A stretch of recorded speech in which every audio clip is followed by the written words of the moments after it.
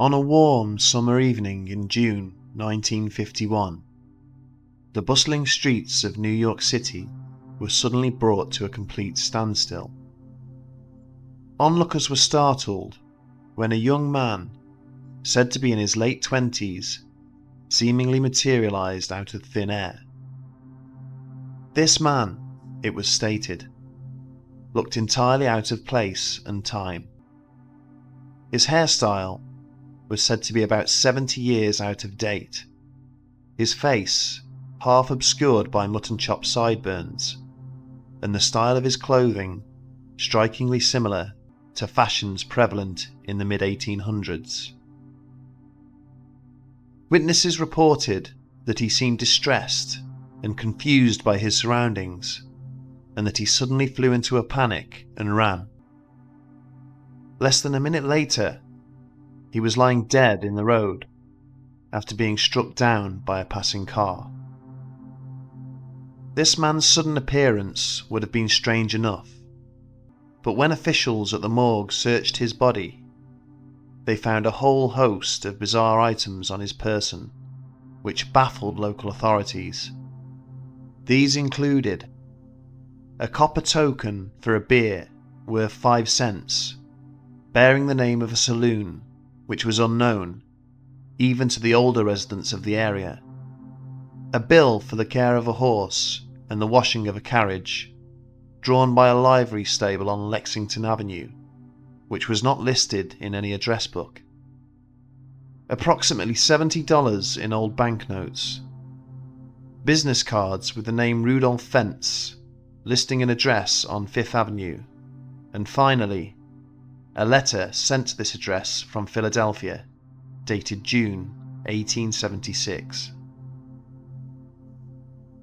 Even more intriguing was the fact that none of these items showed any signs of aging or degradation, particularly the letter, which did not look anywhere near its supposed age of 75 years.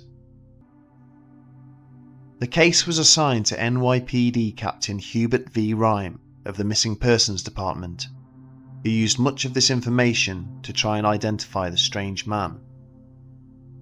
His first port of call was the Fifth Avenue address listed on the business card, but this turned out to be a dead end. The owner said that he had never heard of a Rudolph Fentz. To make Rime's task even more difficult, Fentz's name was not listed in any current telephone or address book. His fingerprints were not recorded anywhere, and no one had come forward since his death to report him missing. Nevertheless, Rime continued his investigation, and after much searching, found the name of a Rudolph Fentz Jr. in a 20-year-old telephone book dating back to 1939. As it turned out, Fentz Jr. no longer lived at the listed address. Instead, it was now occupied by a middle-aged couple who in fact did remember the previous owner, saying he was a man of about 60 and that he had worked nearby. After his retirement in 1940, he had apparently moved away, though they could not say where. Even so, this lead proved to be invaluable, as it allowed Rime to track down the bank which had facilitated Fentz Jr.'s business account. From there, it was found that he had died 5 years earlier in 1946, but his widow was still alive and currently living in Florida. Rime was able to contact her, and when the conversation turned to matters regarding Fentz Jr.'s father, she simply said that he had disappeared in 1876, aged 29. He had left the house one evening for a stroll and had never returned.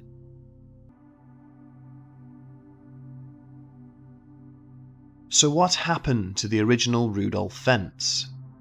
Did he accidentally travel forward in time by 75 years, leaving his young son behind to age naturally over time, and die before his reappearance in 1951? We're not so sure. During the 70s, 80s and 90s, This story was reported almost exactly as it is told today, as fact. That was until 2001, when a folklore researcher named Chris Orbeck investigated the case and, being unable to find the original story reported in any newspaper at the alleged time of the incident, and no record of a Rudolph fence having ever existed, concluded that the people and events described within were all a work of fiction. However, he could not find the source of this fiction. Another researcher, Pastor George Murphy, claimed in 2002 that the original story was published in a September 1951 issue of Collier's magazine as part of a series of short stories entitled I'm Scared. Murphy's investigation had led him to conclude that the author was none other than the renowned science fiction writer Jack Finney. So the strange case of Rudolph Fence was finally put to rest as nothing more than an urban legend, or so everyone thought. No original copies of the Fence episode have ever been found, and Finney died in 1995 before he could be questioned about it.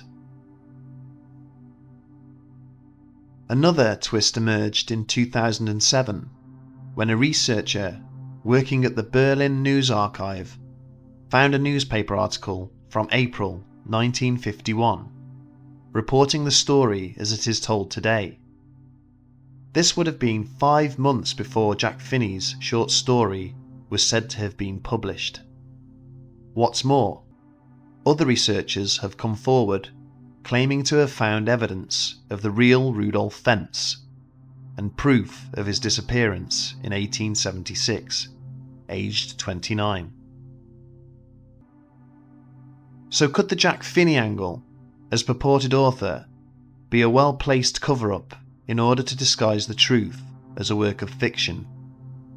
On the other hand, why has no one come forward with examples of this newfound evidence? The likelihood is that the story of Rudolph Fence is completely fabricated. That said, many are far too quick to dismiss this case on the assumption that time travel is impossible, when in fact the opposite is true. Some subatomic particles travel both backwards and forwards through time as a matter of course, and in the macroscopic world, it has been physically demonstrated that time travel, particularly forward time travel, as supposedly experienced by Mr. Fence, is absolutely possible. This is not mere theory, but scientific fact. A person could travel forward in time just by moving faster than those around them, although they would have to move at phenomenal speeds in order to observe any difference. So, if there is any truth to this tale, how could Rudolph Fence have travelled 75 years into the future, when the quickest method of transport in his day, steam train, would have been no faster than 60 miles per hour? Did he unwittingly slip through a crack in time during his evening stroll? This sort of phenomenon is not unheard of. Throughout history, there have been many accounts of people experiencing sudden and unexpected time slips, though they are usually deposited back in their own time, relatively unscathed.